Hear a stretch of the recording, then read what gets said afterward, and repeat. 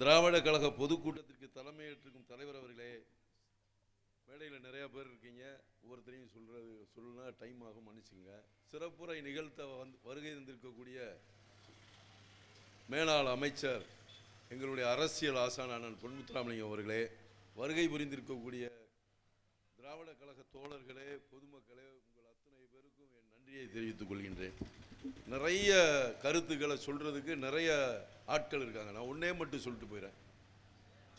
மொழி கொள்கை என்பது இருமொழி, எங்களுடைய விழிக்கு சமானம். எங்க கண்ணு இருக்குல்ல, ஒவ்வொரு மனிதனுடைய கண்ணு இருக்குல்ல, அதுதான் இருமொழி கொள்கை. நீ இன்னொரு கண்ணு புராணத்தில் சொல்ல மாதிரி நெற்றிக்கண், அது எங்களுக்கு தேவையில்லை. இன்னொரு மொழி தேவையில்லை. நெற்றிக்கண்ணு ஒன்று இருந்ததும் இல்லை, அது பொய் மாதிரி இந்த மொழியும் பொய். எங்களுக்கு 2 மொழி போதும்.